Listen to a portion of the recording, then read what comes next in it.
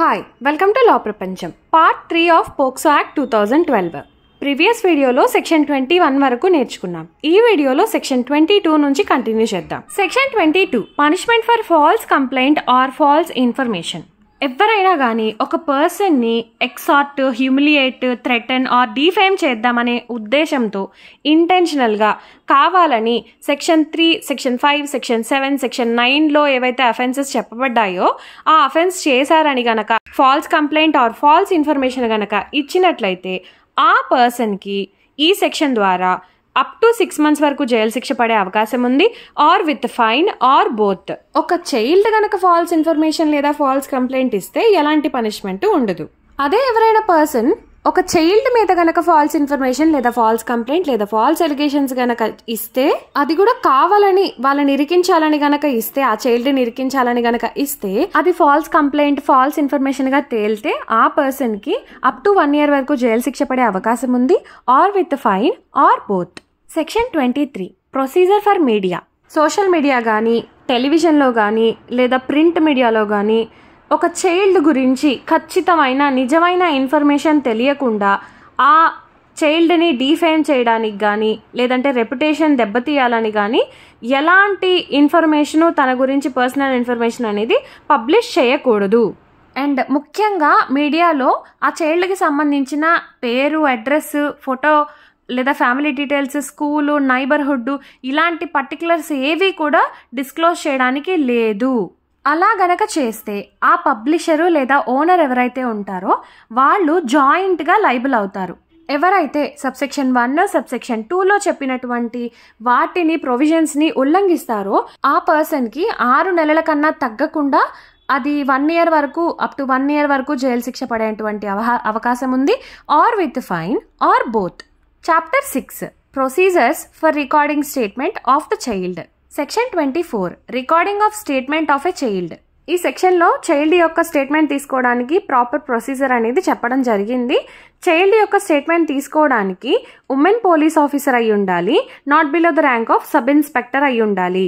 ఆ చైల్డ్కి స్టేట్మెంట్ తీసుకోవడానికి తను ఉండేటువంటి రెసిడెన్స్లో అయినా తీసుకోవచ్చు, లేదా తను ఎక్కడైతే యూజువల్గా ఉంటున్నారో హాస్టలా లేకపోతే ఇంకో ప్లేస్ అలా వింటుంటారు కదా ఆ ప్లేస్లో అయినా తీసుకోవచ్చు, లేదు ఆ చైల్డ్కి కంఫర్టబుల్గా ఉన్నటువంటి ప్లేస్లో ఆ స్టేట్మెంట్ అనేది రికార్డ్ చేయొచ్చు. చైల్డ్ యొక్క స్టేట్మెంట్స్ని రికార్డ్ చేసే సమయంలో ఉమెన్ పోలీస్ ఆఫీసర్ యూనిఫామ్లో ఉండకూడదు. చైల్డ్ని ఎగ్జామిన్ చేస్తున్న టైంలో ఎక్యూజ్డ్ తన కంట పడకుండా, కాంటాక్ట్ అవ్వకుండా పోలీస్ ఆఫీసరు చర్యలు తీసుకోవాలి. ఎట్టి పరిస్థితుల్లో కూడా చైల్డ్ నైట్ టైమ్ పోలీస్ స్టేషన్లో ఉంచకూడదు. స్పెషల్ కోర్టు చెప్పేంత వరకు కూడా పోలీస్ ఆఫీసరు చైల్డ్ యొక్క ఐడెంటిటీని ప్రొటెక్ట్ చేయాలి. బయటకి మీడియాకి పబ్లిష్ అవ్వకుండా చూసుకోవాల్సిన జాగ్రత్తలు తీసుకోవాల్సిన బాధ్యత పోలీస్ ఆఫీసర్ది. Section 25 recording of statement of a child by magistrate. Section 164 CrPC ప్రకారంగా మ్యాజిస్ట్రేట్ తన స్టేట్మెంట్స్ని రికార్డ్ చేస్తున్నట్లయితే అప్పుడు ఆ చైల్డ్ ఏదైతే చెప్తారో చెప్పింది చెప్పినట్టుగా రికార్డ్ చేయాలి. అండ్ అలా చెప్తున్నప్పుడు, రికార్డ్ చేస్తున్నప్పుడు ఆ ప్రెమిసెస్ ఒక పర్టికులర్ ప్లేస్లో తనది స్టేట్మెంట్ రికార్డ్ చేస్తారు కదా, ఆ పర్టికులర్ ప్లేస్లో ఎక్యూజ్డ్ కానీ, ఎక్యూజ్డ్కి సంబంధించిన వారు కానీ లేదంటే ఎక్యూజ్డ్కి సంబంధించిన అడ్వకేట్ కానీ అక్కడ ప్రెజెంట్ అవ్వకూడదు. రికార్డ్ చేసిన స్టేట్మెంట్స్కి సంబంధించిన ఒక కాపీని అండ్ దానికి సంబంధించిన డాక్యుమెంట్స్ని, పోలీసులు ఫైల్ చేసినటువంటి రిపోర్ట్ని, ఫైనల్ రిపోర్ట్ ఏదైతే ఉంటుందో దాన్ని, అది మ్యాజిస్ట్రేట్ చైల్డ్ యొక్క పేరెంట్స్కి కానీ వాళ్ళ రిప్రజెంటేటివ్కి కానీ ఇవ్వాలి. Section 26 additional provisions regarding statement to be recorded. Magistrate కానీ లేదా పోలీస్ ఆఫీసర్ కానీ చైల్డ్ యొక్క స్టేట్మెంట్స్ని రికార్డ్ చేసేటప్పుడు చైల్డ్ యొక్క పేరెంట్స్ లేదా వారి రిప్రజెంటేటివ్స్, ఆ చైల్డ్కి నమ్మకమైన పర్సన్స్ ఉంటారు కదా వారి సమక్షంలోనే స్టేట్మెంట్స్ అనేవి రికార్డ్ చేయాలి చైల్డ్వి. చైల్డ్కి కనుక లాంగ్వేజ్ ఇష్యూస్ ఉన్నట్టయితే అప్పుడు పోలీస్ ఆఫీసర్ కానీ మ్యాజిస్ట్రేట్ గారు కానీ స్టేట్మెంట్స్ని రికార్డ్ చేసే టైంలో ట్రాన్స్లేటర్ని లేదా ఇంటర్ప్రిటర్ని పెట్టుకోవచ్చు అనమాట. ఏది ఎందుకు ఆ చైల్డ్ ఏదైతే చెప్తుందో దాన్ని వారి హెల్ప్ తోటి అవసరమైతే వాళ్ళకి కొంత పేమెంట్ చేసైనా ట్రాన్స్లేట్ చేయించవచ్చు అనమాట ఆ చైల్డ్ ఏం చెప్తుంది అనేది. మ్యాజిస్ట్రేట్ కానీ పోలీస్ ఆఫీసర్ కానీ చైల్డ్ యొక్క స్టేట్మెంట్ని రికార్డ్ చేసే టైంలో ఆ చైల్డ్కి కనుక ఏదన్నా మెంటల్ ఆర్ ఫిజికల్ డిజేబిలిటీ ఉన్నట్లయితే ఆ చైల్డ్ యొక్క స్టేట్మెంట్ని రికార్డ్ చేయడానికి అవసరమైతే పేమెంట్ ఇచ్చైనా ఎక్స్పీరియన్స్డ్ క్వాలిఫైడ్ పర్టికులర్ పర్సన్ ఉంటారు కదా, దీనికి సంబంధించి ఎలాంటి డిజబిలిటీ ఉందో చూసుకొని దానికి సంబంధించిన ఎడ్యుకేటర్ కానీ ఏదన్నా ఒక పర్సన్ కానీ ఆ ఫీల్డ్కి సంబంధించిన వారిని పేమెంట్ తోటి పెట్టుకొని వారికి పేమెంట్ చేసి ఆ చైల్డ్ యొక్క స్టేట్మెంట్ని రికార్డ్ చేయడం జరుగుతుంది. చైల్డ్ యొక్క స్టేట్మెంట్స్ని రికార్డ్ చేయడానికి అవసరమైతే ఆడియో లేదా వీడియో ఎలక్ట్రానిక్ డివైసెస్ ద్వారా కూడా స్టేట్మెంట్ని రికార్డ్ చేయొచ్చు, ఎవరు మ్యాజిస్ట్రేట్ కానీ పోలీస్ ఆఫీసర్ కానీ. Section 27 medical examination of a child. అఫెన్స్కి గురి కాబడినటువంటి చైల్డ్కి మెడికల్ ఎగ్జామినేషన్ అవసరమని భావిస్తే ఎఫ్ఐఆర్ ఆర్ కంప్లైంట్ రిజిస్టర్డ్ అవ్వకపోయినా సరే under section 164A of CrPC ప్రకారంగా ఆ చైల్డ్కి మెడికల్ ఎగ్జామినేషన్ అనేది కండక్ట్ చేయాల్సి ఉంటుంది. ఒకవేళ ఆ విక్టిమ్ కనుక గర్ల్ చైల్డ్ అనుకో, అప్పుడు ఉమెన్ డాక్టర్ తోటి మెడికల్ ఎగ్జామినేషన్ అనేది జరగాల్సి ఉంటుంది. అండ్ ఈ మెడికల్ ఎగ్జామినేషన్ అనేది చైల్డ్తో పాటు తన పేరెంట్ కానీ లేదా చైల్డ్ ఎవరి దగ్గర అయితే కాన్ఫిడెన్స్ ఉంటుందో, అంటే నమ్మకమైన మనుషులు ఉంటారు కదా చైల్డ్కి, వారి సమక్షంలోనే ఈ మెడికల్ ఎగ్జామినేషన్ అనేది జరగాల్సి ఉంటుంది. ఒకవేళ మెడికల్ ఎగ్జామినేషన్ జరిగే టైంలో కానీ ఆ సమయానికి కానీ చైల్డ్ యొక్క పేరెంట్ లేదా చైల్డ్ యొక్క నమ్మకమైన వ్యక్తి కనుక ప్రజెంట్ లేరనుకోండి, అప్పుడు ఏదైతే మెడికల్ ఇన్స్టిట్యూషన్ ఉంటుందో ఆ మెడికల్ ఇన్స్టిట్యూషన్కి సంబంధించిన హెడ్ ఒక ఉమెన్ని నియమిస్తారు చైల్డ్ యొక్క ఎగ్జామినేషన్ జరిగేటప్పుడు తను ప్రజెంట్ అయి ఉండాలని. Chapter 7 special codes. Section 28 designation of special courts. POCSO act కిందకు వచ్చేటువంటి అఫెన్సెస్ కి సంబంధించిన ట్రయల్ ఏ కోర్టులో జరగాలి అనేది ఈ సెక్షన్ చెప్తుంది. ఈ కేసెస్ కి సంబంధించిన స్పీడీ ట్రయల్ జరగడం కోసం state government chief justice of high court ని కన్సల్ట్ అయ్యి వారి కన్సల్టేషన్ తోటి ఏ కోర్టుని వీటికి సంబంధించి కోర్టుగా స్పెషల్ కోర్టుగా నియమించాలి అనేది డిసైడ్ చేసి అఫీషియల్ గెజెట్ లో నోటిఫై చేస్తుంది. అండ్ ఇక్కడ కోర్ట్ ఆఫ్ సెషన్ నే ఎక్కువ శాతం కూడా స్పెషల్ కోర్ట్ కింద నియమిస్తుంది ఈ కేసెస్ కి సంబంధించి స్పీడీ ట్రయల్ కండక్ట్ చేయడానికి. ఇఫ్ కోర్ట్ ఆఫ్ సెషన్ ని గనక చిల్డ్రన్స్ కోర్టుగా నియమించినట్లయితే లేదా స్పెషల్ కోర్టుగా గనక నియమించినట్లయితే అంటే చెప్పినట్లయితే ఆ కోర్టులో ఈ కేసెస్ కి సంబంధించిన స్పీడీ ట్రయల్ అనేది జరుగుతుంది. ఏదన్నా ఒక అఫెన్స్ పోక్సో యాక్ట్ కిందకు వచ్చేలాగా చేశారు and at the same time వేరే అఫెన్స్ వేరే లాకి సంబంధించి కూడా చేశారు. అలాంటప్పుడు ఈ పోక్సో అండ్ అదర్ లా అంటే రెండు యాక్ట్స్ కింద కూడా అతనికి పనిషబుల్ అయ్యే అవకాశం ఉంటుంది. ఇఫ్ ఏదైనా ఒక అఫెన్స్ ఇన్ఫర్మేషన్ టెక్నాలజీ యాక్ట్ 2000 కింద జరిగినట్లయితే దేనికి రిలేటెడ్ గా చైల్డ్ కి రిలేటెడ్ గా ఏదన్నా సెక్షువల్లీ మెటీరియల్ ఆర్ పబ్లికేషన్ కి సంబంధించి ఏమైనా జరిగినట్లయితే గనక అలాంటప్పుడు కూడా స్పెషల్ కోర్టుకి జ్యూరిస్డిక్షన్ ఇస్తారనమాట ఈ కేసెస్ ని చూడమని. Section 29 presumption as to certain offences. ఇక్కడ జాగ్రత్తగా గమనించాల్సింది ఏంటి అంటే మే ప్రెజ్యూమ్ వేరు, షెల్ ప్రెజ్యూమ్ కి మీనింగ్ వేరు. ఎవరైనా కానీ ఒక పర్సన్ సెక్షన్ 3, సెక్షన్ 5, సెక్షన్ 7 లేదా సెక్షన్ 9 కింద గనక ఏదన్నా అఫెన్స్ ని అబెట్ చేయడానికి కానీ అటెంప్ట్ చేయడానికి కానీ కమిట్ చేయడానికి కానీ ట్రై చేసినట్లయితే అప్పుడు కోర్టు డీమ్డ్ గా షెల్ ప్రెజ్యూమ్ చేసుకుంటది, అంటే భావించేస్తుంది అతనే ఇది అఫెన్స్ చేసినట్లుగా. ఎప్పటి వరకు?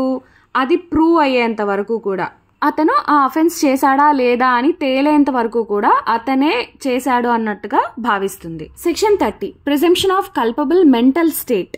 ఒక పర్సన్ ఒక అఫెన్స్ చేశారండి, అతనికి ఆ అఫెన్స్ చేస్తున్నప్పుడు కల్పబుల్ మెంటల్ స్టేట్ ఉందని భావించాలి, అది ఇంపార్టెంట్. కోర్ట్ అయితే ప్రిజ్యూమ్ చేసేసుకుంటుందండి అతని కల్పబుల్ మెంటల్ స్టేట్ లో ఉండే కావాలని ఈ అఫెన్స్ చేశారు అని. ఇక్కడ కల్పబుల్ మెంటల్ స్టేట్ అంటే ఏంటి? అతనికి నేరం చేయాలనే ఉద్దేశం అనమాట, దోషపూరితమైన నేరం చేయాలనే మెంటల్ స్టేట్ అనేది ఉండాలి. బట్ ఇక్కడ అక్యూజ్డ్ కి ఆ కల్పబుల్ మెంటల్ స్టేట్ నాకు లేదండి, నేను నేరం చేయాలనుకోలేదు, ఇలా చేస్తే ఇది నేరంగా అవుతుందని భావించలేదు, అతను అలా చెప్పుకొని ప్రూవ్ చేసుకునేంత వరకు కూడా అతన్ని ఈ కల్పబుల్ మెంటల్ స్టేట్ లోనే ఉండి అతను ఈ నేరం చేశారు అని కోర్టు భావిస్తుంది. ఇక్కడ కల్పబుల్ మెంటల్ స్టేట్ లేదండి, నేను అలా చేయలేదండి అని చెప్పుకోవడానికి అవకాశం ఉంటుంది కదా అక్యూజ్డ్ కి. ఆ ఫ్యాక్ట్ ని ఎలా ప్రూవ్ చేస్తామండి? కల్పబుల్ మెంటల్ స్టేట్ నాకు ఇది లేదండి అని ఎలా ప్రూవ్ చేస్తాము? సరే, అతను ప్రూవ్ చేసుకోవడానికి ట్రై చేశాడు. ఆ ఫ్యాక్ట్ నిజమని నమ్మడానికి ఏం చేయాలి? కోర్టు ఎప్పుడైతే అతను చెప్పింది నిజం అని ఎలాంటి డౌట్ లేకుండా నమ్ముతుందో అప్పుడు ఆ ఫ్యాక్ట్ ని ప్రూవ్ చేసినట్టు. అంటే అతనికి కల్పబుల్ మెంటల్ స్టేట్ లో లేడు అని భావిస్తుందన్నమాట. అతను అది ప్రూవ్ చేసుకునేంత వరకు కూడా అతనికి కల్పబుల్ మెంటల్ స్టేట్ లోనే ఉండి అతనికి తెలిసే ఈ తప్పు అనేది ఈ అఫెన్స్ అనేది చేశారని కానీ స్పెషల్ కోర్ట్ భావిస్తుంది. Section 31 application of code of criminal procedure 1973 to proceedings before a special court. ఇక్కడ మనం కోర్ట్ ఆఫ్ సెషన్ని స్పెషల్ కోర్టుగా భావిస్తున్నాం కదా. అఫీషియల్ నోటిఫికేషన్లో మెన్షన్ చేసినప్పుడు court of session special court అంటే అప్పుడు ఆ కోర్టు స్పెషల్ కోర్ట్ అయింది. అక్కడ ఏదైతే ప్రాసిక్యూషన్ తరఫున ఒక పర్సన్ రిప్రజెంట్ చేస్తున్నారో ఆ పర్సన్ని పబ్లిక్ ప్రాసిక్యూటర్గా భావించాలి. అండ్ ఈ కేసెస్కి సంబంధించి స్పెషల్ కోర్టులో నడిచే ప్రొసీడింగ్స్ సిఆర్పిసి ప్రకారంగానే జరుగుతాయని ఈ సెక్షన్ చెప్తుంది, ఇంక్లూడింగ్ బెయిల్కి సంబంధించి కానీ బాండ్స్కి సంబంధించి కానీ. Section 32 special public prosecutors. POCSO యాక్ట్కి సంబంధించిన కేసెస్ని కండక్ట్ చేయడానికి కానీ రిప్రజెంట్ చేయడానికి కానీ పబ్లిక్ ప్రాసిక్యూటర్స్ని స్పెషల్ కోర్ట్స్కి సంబంధించి స్టేట్ గవర్నమెంట్ అఫీషియల్ గెజెట్లో నోటిఫై చేస్తుంది, పలానా పర్సన్స్ని పబ్లిక్ ప్రాసిక్యూటర్గా నియమిస్తున్నామని.